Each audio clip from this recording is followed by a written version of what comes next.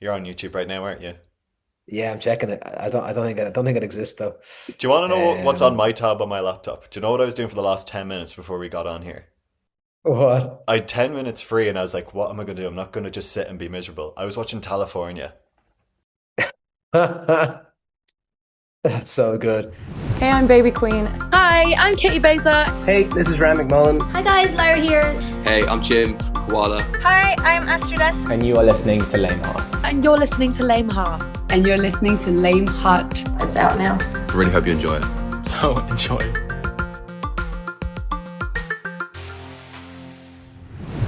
It's a good day and a bad day all at once. I'm delighted not only to welcome Tebi Rex onto Léim Thart for the third time. You're the first artist to clock 3 episode appearances, but it's sad because it's the last one, and knowing that it's the last one too, I which has know. made us a Love a little bit trilogy. somber. But it's nice that it's nicer than a few years going by and thinking what could have been. Yeah. No, I think that's the way to go. I think it's nice to put full stops on things and get closure on things because we've been saying it for a long time now, but everyone's band is ending. Everyone's quitting something at some stage. But at least we refuse to do it with like an Instagram post or something like that. It had to be like a big piece of art, which is the way to do it, I think. Yeah, you've done that right, and I'd say you've been plagued by it to an extent all year. You're probably nearly ready for it to, after making all year about ending. Yeah, it's so funny. It's so funny. Like I kind of thought, yeah, this is such a great way to do this, and it is, and it's very satisfying, and it makes you think about all the different types of endings in your life, and it gets you very introspective, and I have a different outlook on endings entirely. And then there was a while where I was like, right, I'm actually kind of tired of talking about endings because people tend to divert straight to the sad endings all the time. Um, but now I'm back being like, no, I want to talk about it more. But sure, look, I only have like 2 weeks left of it, I guess, you know. Perfect. What an intro that was. Thank you, Matt of Tebi Rex. We need a proper, nice Oh yeah, welcome, yeah. a nice formal introduction. We've got Matt, we've got the luscious Max Zanga on the way. When will On he the way, show up? We don't I know. It's going to be a believe lovely it's a surprise. he's a very, very busy man these days. He's on the ground in Dublin doing the Lord's work, and you know he's a freelancer, so he's active as hell. Um, so in lieu of him arriving, I'm here anyway. Yes, fantastic. And I am delighted, of course, to welcome you on because this episode has been like 11 months in the making. Because as soon as you announced in January that Tebi Rex was ending and the final album was due, I just knew immediately that like I couldn't have you on for first and second album and then not somehow manage to scrape even if right at the end of the year we managed to scrape an episode in right before the end. Absolutely, I had to get in there, man. Of course, 100%. Absolutely. And it's been 4 years since the last time you were on. Wow. Yeah, I guess there was a bit of a gap between. I think the first and second album happened quite close together, and then there was a big gap in music, which is so intentional from us. I think, we had the first album, and it was a success, and we wanted to ride the energy of that because it's. I think we kind of found out you're only really hot once. Once you're riding something, you got to keep going. You got to go and keep firing through. And then COVID happened. We were like, we don't know how long this is going to last for. Let's get a second album out and see what happens. And then we realized that we had been releasing music nonstop, almost like on a bi-monthly basis for years. And we're like, right, let's slow down. Let's make stuff when we want to make stuff and have a good time. Let's do an EP. Let's do two EPs. Yeah, and then because we always knew we were going to do the third album would be the last one anyway. So we were like, right, what EPs we want to do, what singles we want to do before we actually look into doing this album. Like we even talked about doing Sitcom 2, like another EP before this final album, just to like kind of almost push it out even further away and try and ignore our ultimate end. But I think we thought, you know what, it's a good time to do it. It's 10 years. Let's rock into this final album. And I think you've executed it really, really well. Like the fact that you Thank you. really thought of the album first before you'd even said a word. And I know like sometimes artists have a concept and then maybe as soon as they say a word publicly, the interpretation gets completely changed and they do change tack. But it's really nice to Yeah. see that you had a full concept and an idea there which rolled out in keeping with the theme. And as I've as we've already discussed, it's all just endings, endings, endings. Um, Yeah, but easy theme, easy concepts to execute, you know. really, I think so. Definitely in comparison to what we've done previously. I think, the first album was very much a highly structured concept album of, the young eat the old, based on like Francesco Goya's painting of Saturn eating his son, and like I kind of had to have that rise and fall route to it that like you can't change the order of that album. It has to be in that order. Likewise with the second album, we did it in chapters, so it felt like a book. And again, order cannot be switched around. With this, you could probably jumble around some of the songs in there. Like that wouldn't be the worst thing in the world to do, thematically. And each song is its own little mini ending. It's not like, it tells somewhat of a story. We wanted obviously the first album being a play structure, second album being a book structure, the third album was a film structure. So we wanted it to feel like a soundtrack in a film, hence the title track or the opening track, like a movie. And Finn being like fan, that French ending. we But in the middle, in the middle, you could have jumbled it around. So for us, it was a bit of a relief conceptually. was this always the plan? Because I have a note here about how you've played with different forms. That there was a play, there was a novel, there was a moment to the side for the sitcom, and then now we have the movie. Was this always the plan to have every body of work be some kind of dramatic form or dramatic or literary form? Like, it's not like we said to each other when we started, let's do that. But I think for us, we're both lovers of a bit. We're both lovers of a structure. So it doesn't surprise me that that happened. I think sometimes, even sometimes in the albums and stuff, motifs will show up and we're like, that's the motif, keep doing that. We love that. That's actually a great idea. Like, and it happens by accident. So I wouldn't say it was the plan from 10 years ago. But I think once we did the first album in a play format, we both knew that we were going to do the rest of our albums in different artistic formats. That was how it was going to be. The same way in this final album, the motif of like we kept loads of bits of audio, kind of background noise that happened in the studio. And we are like, oh, actually, let's keep them in to make it feel like people are making the final album with us and they can hear it. So yeah, we love a motif. We really, really do. And we haven't even mentioned yet. The album was called Fin or Fin, and dropped in August. Someone we were doing an interview there at EP with RT2FM and they were like, so fan. And I'm like, what are you saying? He's like, fan. I'm like, what are you talking about? And he's like, your album. I'm like, oh, you're pronouncing it correctly. That's crazy. We don't call it that. We call it Fin. He was like, okay, well, that's wrong. I was like, yeah, that's fine. That's almost like a bit that you could pull up. You should pull that up at the Yeah, show.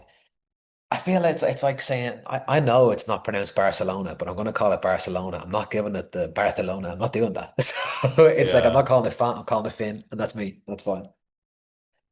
I don't know. So I have to say, sometimes I'm the opposite way around. Like I refuse to say croissant. Or croissant. It's croissant. Do you go for it? There's some I, words I I will do go for absolutely it. like. I will not. I will people's names. I'll always go for it. But there's Yeah. certain words like I think Barcelona and croissant are two of the words I leave. I'm like, no, it's okay. And you've had a few months now to, I suppose, let people digest it. And I've heard a lot of good things anecdotally. Is there a sense of relief now?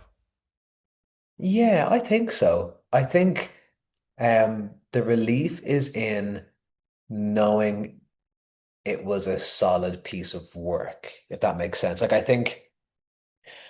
don't think it compares to how well like the first album did in the mainstream and media and in numbers and in all those things that you kind of tend to measure yourself on as an early artist. I think it it's a relief in terms of how good it was as an album to each listener that listened to it. And it's like, yeah, it didn't get the millions of streams that the first album got, but it's much better sonically and thematically, and it's better written, and it moved people a lot more. And the people who listened to it, I got some messages about this album that like meant way more to me than any other way I could have measured myself years ago. And maybe that's just the difference in us as artists as well. Maybe like I think the numbers and all that kind of stuff meant way more to me back then. I wanted to be a successful artist. I wanted to make money off this thing. I wanted to make it a career. Whereas now that I'm leaving it behind, it's a relief to say I wanted to leave a legacy and I wanted to do something good and I wanted to leave it on something that I could be really proud of. And like, obviously, when you finish an album, you kind of know yourself how good it is or how not good it is or what's missing. But you don't really know until everyone else hears it. And you're like, okay, grand, good. That's good. You liked it. It made sense. There were some parts of the album that I was like, I wonder how that part would be received or what people would think of that. Um, but no, it all landed super well. So that was the relief, I think. Well, I suppose because of, especially now this year, given that you announced at the start of the year that the band was ending, the people who have listened to the band for a long time, or even in the last like 2-3 years or whatever, they're very much clued in. They're like it's almost like a cult following to an extent, but I almost wouldn't say cult because you're not over yet. Maybe in a few years' time you can call it cult when like the Gen Alphas cop on to like Men Are Trash or something. But Oh, I'd love that. they've been very clued in, so I suppose it's, as you were saying, it probably would mean more that like they really like it and that there might be a freedom to making the album, that you're not measuring it by just the number Yeah. of plays, and it's about like without making it seem like it's external validation, but like it's about the paragraphs that you've gotten in your inbox. Yeah, and it is. And a lot of it is actually about external validation. Someone asked me, like, what would you miss the most about the band? And I'm like, there's loads of things I'll obviously miss the most, like performing and making and creating. But like I actually will really miss validation. Like I think a big part of being in a band and performing live and making music is other people being like, good song, like that, good theme, well written, good bar, good this, good that. I'm like, oh, yes. Selfishly, and that doesn't paint me in a good light, but that's true. Like validation's nice. It's nice to be told you're good. So that's something I'll really miss. But I think to what you were saying there, I think you're so right. It's it means far more to me to like the people that have been listening to Tebi Rex and that have put money and time and investment to Tebi Rex and that have spent the energy to show us to their friends or come to our shows. Like I love for those people to have written to us, and a lot of them have, to say, good last album, really enjoyed it. It meant a lot to me. That kind of like that's immeasurable. That's so special. That's a very unique experience that very few people in the world get to do, and that's not really lost on us. But like it's cool. Like I'm looking forward to the final show, to seeing some of these people. Like, there's people who are coming who went to the first headline show in 2018 in Workman's, who got their first kiss at that show. Oh, I Who know that story. That's so funny. Like I'm hoping, like we performed at a girl's engagement. Like I hope that that couple comes to the final show. Like I hope all these people that have been along the Tebi Rex story, and like I would love to see them again. And that's really cool. I think that's incredible. That's kind of like for me, that's what cult following is. And it's a bit mad because like we're selling tickets to the show. I think one thing that's tickets just are moving really well, but I do kind of laugh to myself. I'm like, the reason why some of these tickets are a slog to sell is because I'm 31. A lot of our listeners are also that age or around that age and have kids and have different things and are like trying to get shit sorted for the gig. I'm like, that's gas. Like our age group is like, I would say 24 to 32. That's kind of like where our age group sits. Um, so that's so funny to me. Yeah. Yeah. Well, I think I've had a lot of thoughts to myself in the last few weeks, and I realized if I am to win the lotto, I won't be telling anyone, but there would be a sign, and that sign would be like, I've just gone 27, so like if I win it in the next year or two, like I'll probably pay whatever it takes to bring Tebi Rex back together for my 30th birthday. Wouldn't take much. But yeah, there's a load of core memories as you listed off there. And then without making it about myself, I have a load of core memories of you guys as well. Like even just before you went on the call there, I got reminded in my head of, I can never, doing a podcast like this, you're looking at a lot of contact details for a lot of acts. And often under the list of contacts, they will have their booking agent there. And I can never see the words booking agent the same way again, because I remember you putting a video up when you got signed to a booking agent and you just did a whole video ranting off the various things that you needed. You were like, you want us to play your wedding? Booking agent. You want us to play your birthday? Booking agent. Want us for electric picnic? Booking agent. So when I see the words booking agent, I have to think of about 5 different occasions and say booking agent at the end. Excellent. That's so funny. Stuff like that stays with you. And even I think the most recent memory, besides preparing for all of this, was seeing the videos of yous at Electric Picnic in the middle of the night. And I just remember seeing it on socials, sat in the kitchen, desperately hungover, and I actually cried when I saw the mosh pit at I Never Got Off the Bus, because you had a really good lighting guy as well, because the strobes went off at the right time too. Like Everything Yeah, cooked yeah, yeah. nicely. I think Yeah, that's one that that that gets was people really going. nice. It does. There's a few songs in there that are like people are really enjoying. It's so funny.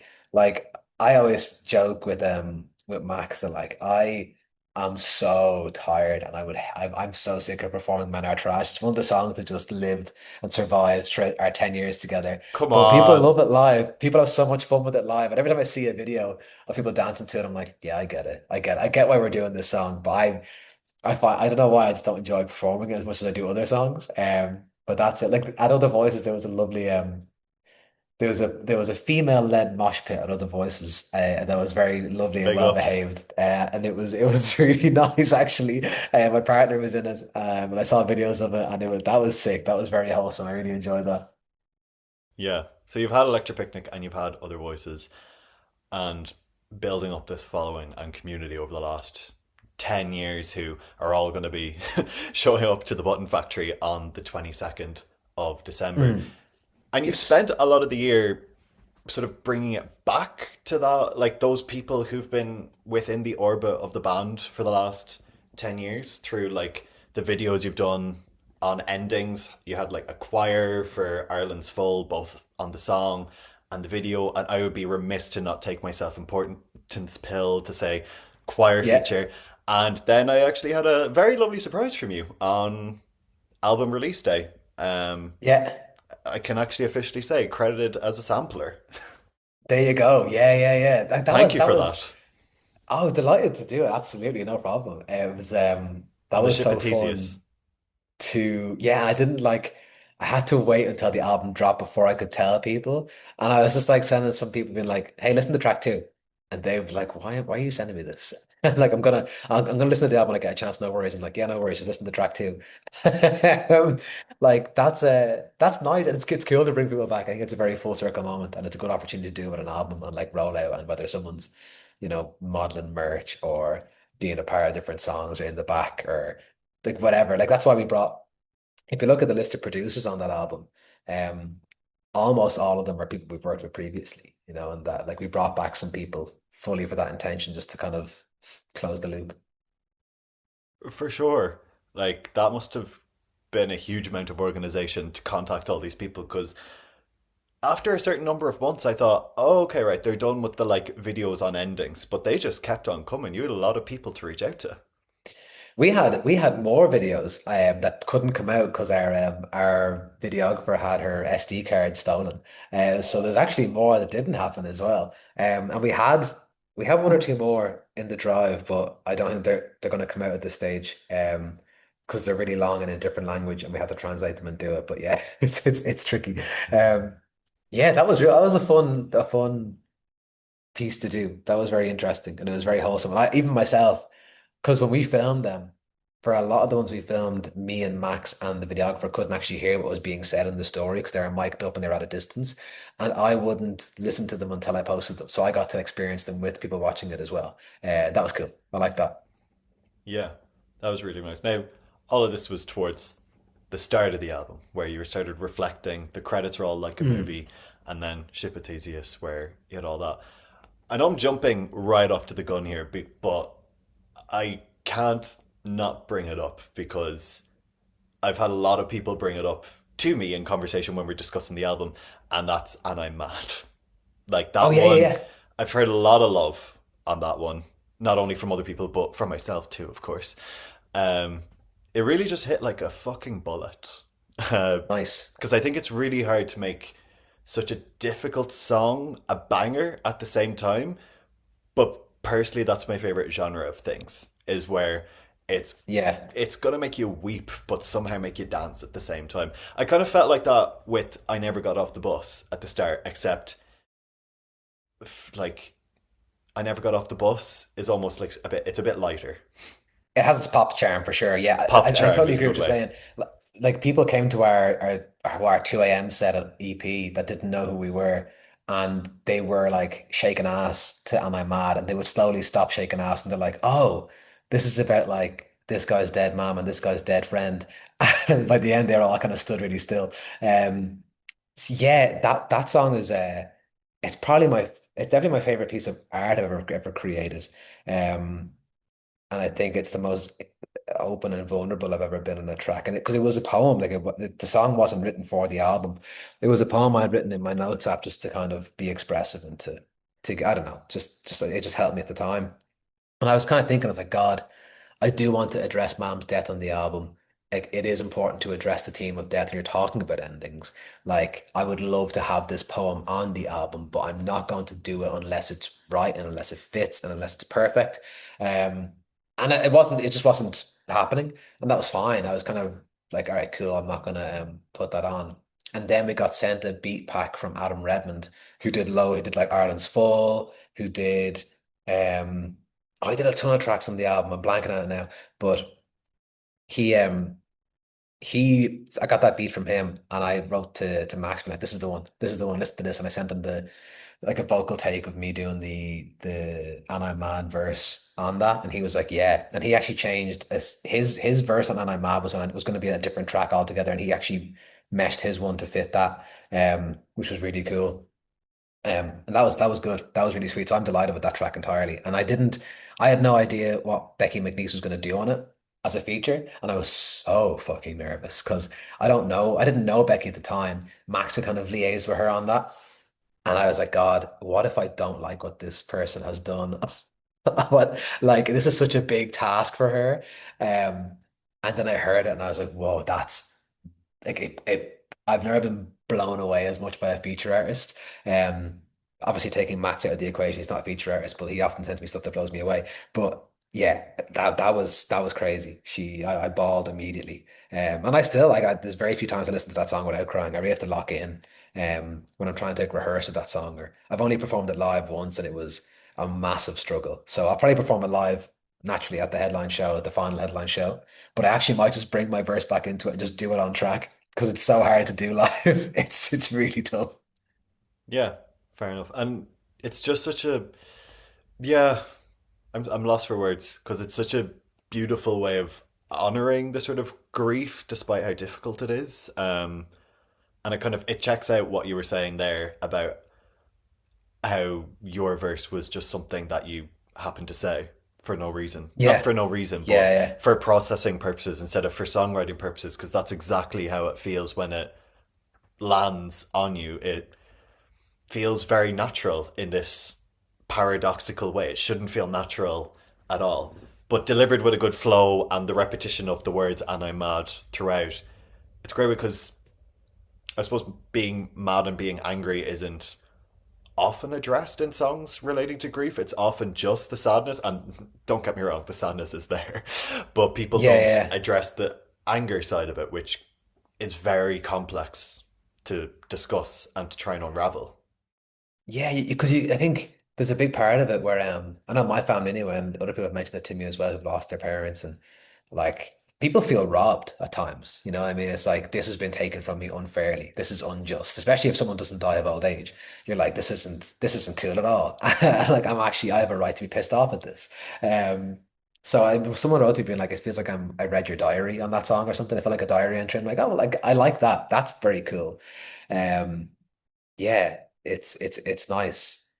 I'm very pleased with it. I'm very, very pleased with it indeed. Fucking bizarre that uh I don't know if you watch wrestling. There's a big wrestler called Finn Balor, and he used that song on one of his Instagram stories, and I was like, "What the fuck is going on?" That's the most bizarre thing. Like, mom would absolutely be cackling at that. Yeah, that's crazy to me. And you had the same production team for Ireland's Full, Yeah, so which is like a banger then, despite how difficult it is as well. yeah, he can do whatever he wants. To be honest, he's crazy. He's an insane guy. Like the trumpets on Not What It Was For Real are just Adam Redmond's vocals. Like he's weird. He's really incredible. But Ireland's Full, he did that as well, and such a banger. And that was actually I mentioned earlier at the start of the session that like I there was some parts of the album I wasn't sure about or how they would go down, and Ireland's Full was one of them for me. Not because of the title or anything like that. I think people knew it was a satirical title. But and you'll know this as a Gaeilgeoir as well. I was so afraid that people might think I'm using Báidín Island as like a gimmick, or You know what I mean? Like it's not authentic or it's not, I don't know, because there's a lot of Irishness being used these days as like a, 'cause being Irish is cooler than ever now. And I think that's great because I think when I was a kid, people weren't, it wasn't as mainstream to be Irish and cool. It was more like people wanted to have like American influence and stuff. Um, so it's cool that people are doing a lot of stuff in music and clothing and branding with Irish shit everywhere. But I was kind of worried people might think Bodgy and Islamy or Ireland's Full was hinting at that. Luckily, that was all in my head, thank fuck. But yeah. Yeah, it's definitely being used as a marketing tool. But I remember when I saw you in January, shortly after you announced that the band was ending, and why I say this episode has been 11 months in the making, because I was like, you're going to come on. You told me the title Ireland's Full. I just laughed out loud because I was just like, I know they're in for a real can of worms here when this comes out. Yeah. We got a can of worms, all right. I manage our social media and I was getting some crazy messages. Yeah. Sure, you had a great time. Yeah, look, rather me than Max, you know what I mean? That's what I say. Like True. he's had such tough times on social media as it was, and always will, you know. That's just the life of being black in Ireland and being black in general. So I was happy to kind of field whatever came into my inbox from whatever crazy people. Um, did I try and antagonize people online? Maybe I did a little bit, and maybe I don't know if that's the way to go or not. But look, I had my fun, and the song is good, so that's what's important. I've had my fun, and that's all that matters. That's all that matters. Now, how do you think all these songs are going to go down at the live show? Well, we've been performing. Have we performed all of them live? I think so. At least once, and they're going down well live. Like it sounds good. Um, I'm happy. I'm happy enough. Because they're different, you know. Like every album is in a different genre influence, and this is our first time doing like a dance influence. And for some of them, again, it's like the Men Are Trash effect. It's like, well, Men Are Trash I know is going well when I'm up on stage, but like not with a Pistol for Real and Finn, those two songs, when I perform them live, for me, I'm standing still. And for Finn, like I'm repeating the same two lines over and over again. So I'm like, is this entertaining? Is this good? Is this fun? Is this nice? Are you guys liking this? You know what I mean? So those are the only ones where I'm like, how'd that go down? I always come off stage, I'm like, what was that like? Um, and I always get a great reception for people like Finn anyway. It's a good track, but not with a Fizzle for Real. People get quite emotional during, which was the intent. So that's good. And then the rest of them are all like pretty much they're all rappy enough, or they're all got their own kind of thing. Ireland's Full goes down super fucking well. Went down really well in other voices. Um, we opened the shows with Like a Movie a lot as well, which is quite cool. Shipatisia is just a good rap tune. So like, yeah, there's loads of good stuff in there. Saddle Club's probably my favorite song live, I think. Yeah, I can already hear it, like not Yeah. to self-reference the sample, but I am imagining what that song would be like live, and I'm just like, Yeah. when I listened to it, I was like, yeah, I've seen this kind of Tebi Rex before. That's probably not making any sense, but I was like, it has Yeah. some kind of groove to it that I know that these two boys have done before, and they know they crush it at the shows, and people get into Yeah. it. It's very enjoyable. I love it. And yeah, I think that was the song. There was one song where I had to rewrite my verse because Max was like, "Yeah, look, the verse is great, but it's too you sound too much like old Tebi Rex on this. You need to change the verse." So I think it might have been that one. I can't remember now. Yeah, That's what friends are for. that's what, and that he's very good for that. To be fair. And I want to ask, because you were just mentioning it there about Finn. It was the lead single. What was the decision making behind the fact that your verse is like two four lines over and over again? Was there some kind of repetition in your head, or was it kind of you thought this is all I want to say on this, and it's all I have to say? Bit of both. It was also based on that's what a lot of dance music is. You know, a lot of Very dance true. music is repeated refrains over and over again, and that was kind of we wanted the first single um to really conceptualize, give people an idea of this is what the final sound is going to be. So get used to this. This is what it's going to sound like. So Finn, the final song came first, and led the way with that, and we were like, right. not that I wanted to keep the first few lines simple, but we definitely wanted to just stack my vocals, do loads of vocal runs, do loads of different versions of it, do loads of harmonies and different melodies, because that is in line with what dance music is. But also for me, I like it because I wouldn't have been able to do that as a vocalist on the first or second album. As like I've worked really hard on vocals and being able to do that. I think that's like that was the 10,000 hours coming through, and being able to do that on the final album was a real nice moment for me. Especially there was one track, what was it? I think it was like a movie actually, um, where I had to do like a basically like a stack of four different kind of rising harmonies or whatever, and did it in one take. And we were just doing it, got it, nailed it, and then we were just working away. And on the drive home to Max, I was like, "Do you know, I did that in one take. Like that would have not happened a couple of years ago. Like I used to be so garbage at like, at doing anything. Even like doing the main vocal take was techie for me. So that was a real moment of kind of satisfaction and a kind of bit of closure for me as a vocalist as well. Definitely. And you led with the emotion a lot because I feel, in general, I don't think in music a lot, in like kind of that world of hip hop, but also blending over into a bit of dance and even poppier elements. The production often gets tossed aside when people are kind of not being critical, but when people are reviewing things, and I don't think enough attention is given to how the actual sound of the track can lead the emotion. A lot of people just go to the vocals or they just go to the Yeah, lyrics, which are of course important. But from the yeah, first listen of Finn, I was just like, oh, this album is gonna kick us a lot. yeah. Simply just based on the key and how you produce some of the synths and the fact that it's dancing, but it's very tuned to have a bit of a sting in it. Yeah. And like Evan Kennedy was on job with that, who produced it. Like he does not mess around at all with No. his production. Like it's always important. Every sound is every note, every placement, everything in there has a point, has a purpose, and is doing something. And it's all on a to push a kind of an emotional vibe because, like you said, I'm only saying a couple sentences. It has to have an emotional vibe. It has to feel something. Um, Naturally, Daffy's verse at the end is always going to be a heart clincher. But yeah, the song, the actual music itself sonically had to pull its weight as well. It wasn't just a YouTube beat we stole, you know? It really, really did. And that actually recalls your first time on Lame Heart. We had a whole chat about the YouTube beats. Oh yeah, man. Yeah. I love stealing YouTube beats. Oh yeah, the type beats.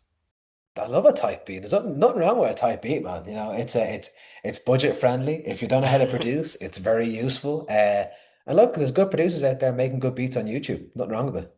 There is. And I think one of my favorite tweets of all time, I think Kelani tweeted it saying, I've never come across a Kelani type beat that I like. Oh, did you say that? Yeah. I like some of the Kalani type beats. I like some of the Kelani type beats as well, has to be said. But No, yeah, I never made it big enough to get a Tebi Rex type beat on YouTube. That's so sad. I don't think anyway. well, I think you're Um, eclectic enough. You're I'm on not. YouTube right now, aren't you? Yeah, I'm checking it. I don't think it exists though. Do you want to know what's on Um, my tab on my laptop? Do you know what I was doing for the last 10 minutes before we got on here? what? I had 10 minutes free and I was like, what am I going to do? I'm not going to just sit and be miserable. I was watching California. That's so good. Nah, there's T-Rex type beats. I fucking hate Nah, T-Rex. I absolutely despise whatever T-Rex is. Whenever I ask Google to play Tebi Rex, it plays T-Rex instead. It's so annoying. are you ever going to actually tell people what Tebi Rex means?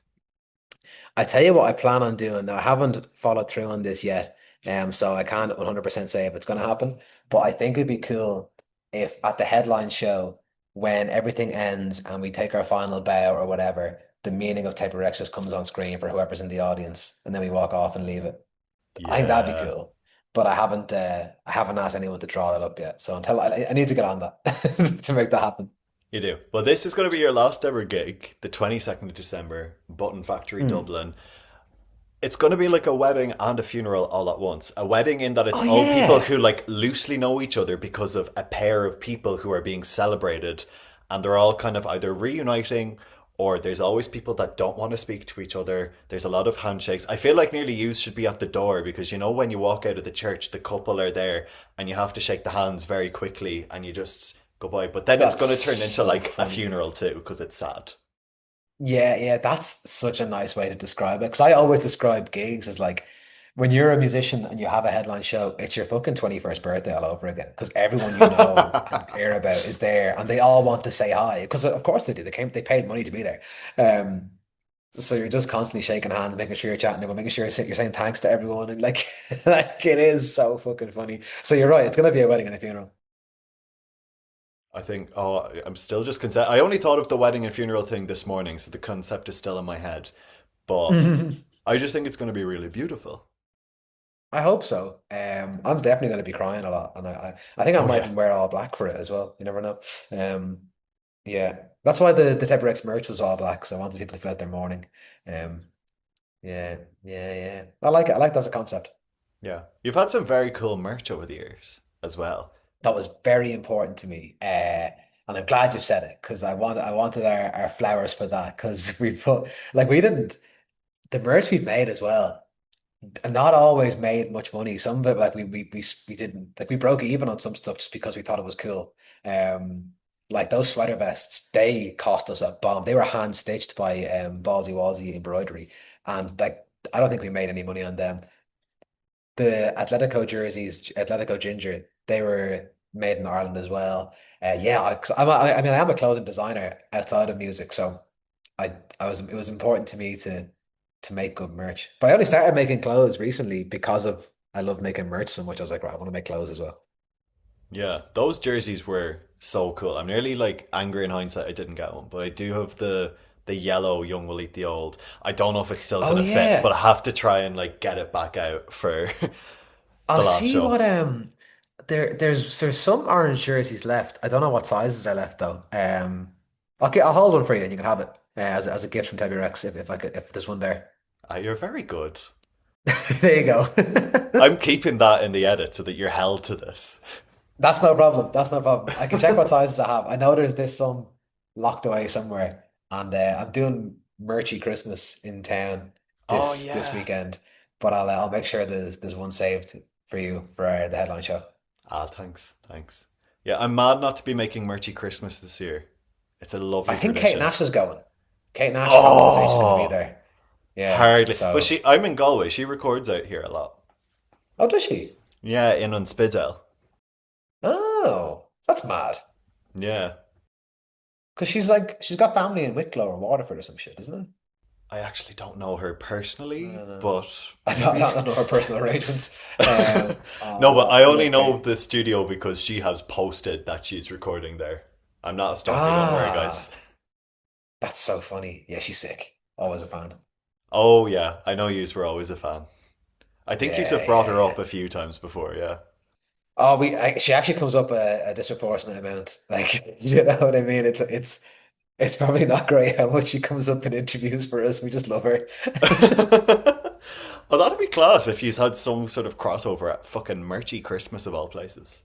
I know because we've had lots of internet crossover and we follow each other. And I actually did write to her to see if she would do a feature on the album, but she never got back to me. So there you Oh, go. I got aired, which was sad. But I think she was in the middle of making her own project, so that's fine. I'll let it slide, I guess. mm, Kate, yeah. Kathleen, whatever. Kathleen Miash. Kathleen the Ash. I think I went to see 49th in Maine like 2 or 3 days before Christmas a few years ago, and there was something very special in the air in a good way. Like it was kind of a That's bit nice. emotional because not only is it like a benchmark show and it's great, but then having Christmas alongside. Oh, that's cute. I'm looking forward to that. Although I will say I have 12 pubs the next day, so I'm going to be in an absolute hoop. Like that's horrific. And I always do 12 pints of Guinness at 12. Often I do more. Um, so I'm going to be real sick. Ní málam de friblót. No, near Milam, I on the road. But here we are. Here we are. You're gonna get through it. Last show, 22nd of December, Button Factory Dublin. Gonna try not to cry. Probably won't succeed at that. But the new album, well, toddler album, Finn, but also the last one is out now. Ma of Tebi Rex, thank you for coming on for the third time. Thank you for having me. Look, sorry it was just me today. What'll happen is now you have to get Fillmore for an interview at some stage as well. So he owes you Oh, that now. There you go. But thank you to all of the Lame Heart listeners for listening to me chat shit. For an accumulation of probably about 3 hours if you add all the episodes together. Listen to all the episodes back to back. That's what I'm gonna do. And oh, then that listen to could the be albums good. back to back, and then listen to the EPs back to back, and then meet me and give me a tenner, and it'd be great. And then go and watch us perform together in RTE2FM Studio 8 doing I Never Got Off the Oh Bus. fuck yeah, yeah, yeah. Man, we've had a crazy link of collaborations over the years. That's excellent. Yeah, a lot of reminiscing. Gurmila Magat. Grandma, I got to come on.